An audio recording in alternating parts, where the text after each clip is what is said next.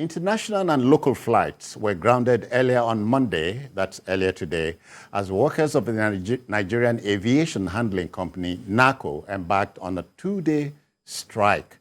The strike action, we understand, is over a salary hike. Passengers are frustrated over the development, more so when nobody was willing to talk to them or offer any explanation. Now, employee welfare is taken for granted, or so it seems, in our government, in our environment, I should say, Jide. Yes. And at the end of the day, it is the patrons of their services that suffer. Today, as early as 4 a.m., aviation workers blocked the approach, yes, to the airport, forcing people to trek in the desire to catch their flights. Of course, the usual flight disruptions and other ugly realities reared their heads. Before now, the ministry had warned flying passengers to make alternative plans, because in the event of disruption of services, you may not be able to catch your flight. In fact, the pilots union was also involved in this strike. Because so they were listed. Yes, they were listed among the unions observing the strike. So it's possible that some flights could not take off as scheduled. But what we want to see, especially in the major gateway to our country, is industrial harmony.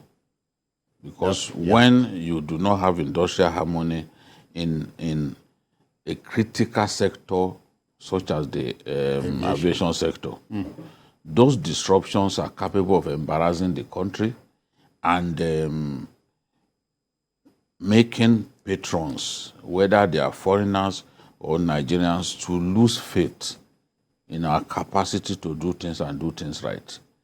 It makes no sense. Yes, workers have the right to agitate for better pay, better condition of service, but government has to do its best to ensure that we do not have these disruptions. You can imagine somebody was meant to, because this is not the first time. We've seen air traffic controllers to take the decision to shut the airspace.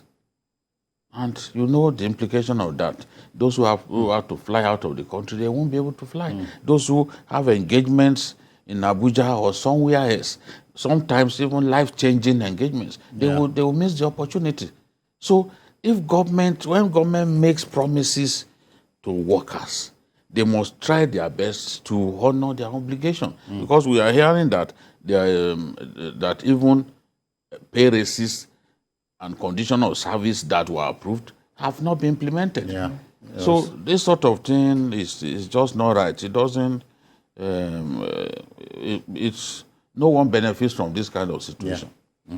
Asukwa, and this may not be the last of it.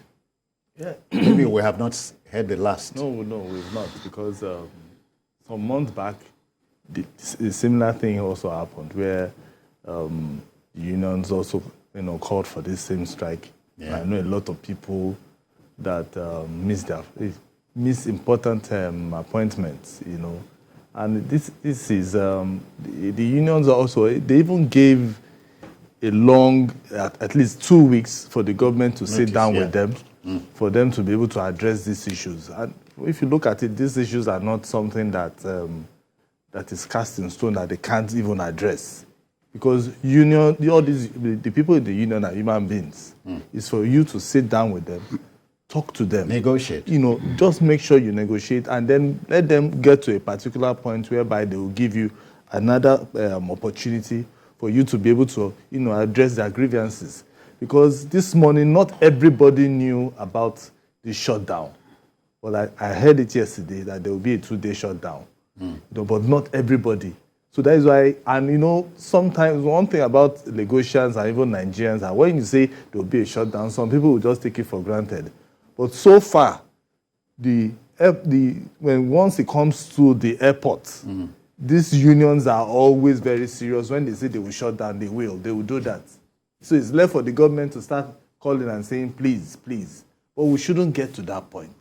We should get to a particular point whereby things can be done properly. A critical sector like the aviation sector. Because right now, not everybody wants to, apply the roads. Yeah. Not that it is not entirely safe, but nobody wants to go through that rigor of driving for hours. If you are going to Abuja, for instance, imagine if you have a 6:30 flight, and before 6:30, the road is already shut. Oh, no flight, nothing. And the pilots are part of this, meaning that they are also in tandem with whatever is happening. Yeah. Gillian, there seems to have been no word from the authorities as we speak. Yes, but it is in their best interest to negotiate with these workers, sit with them, and come to some form of agreement, because a warning strike is better than a total strike. Because when you fail to negotiate, you're asking for an indefinite strike. And nobody wants to see that happen in such a critical sector. At a time Talk like to this. them. This is a warning strike. We've had medical doctors, resident doctors go on strike. Those strikes were preceded by a warning strike. But sometimes our leaders just simply behave like, look, nothing will happen. And then we see that the indefinite strike is upon us. It's at that point that they will now be calling them to come and sit down. You can actually call them now, sit with them, and trash out these issues before it's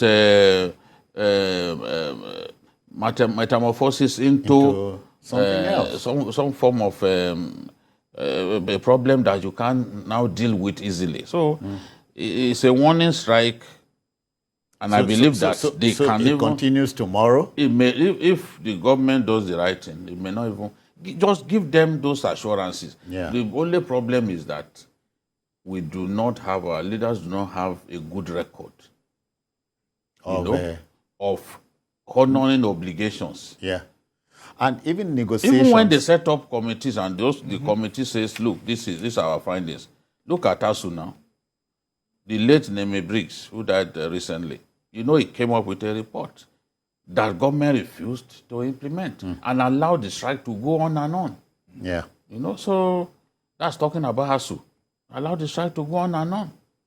Honor your own obligations. When you set up a committee and the committee says, okay, these are our findings, do this in the interest of industrial harmony, go ahead, do it. Don't push these guys to embark on an industrial action that does not that hurts the system. We are looking for money. The country is spending 96% of its receipts, of its revenue on debt servicing. Now, the airport, how much we'll lose today because they didn't work. We don't need these things. Especially at this time. Yes, at this time. These are perilous times. Well, ours is just to mold opinion based on what's available to us.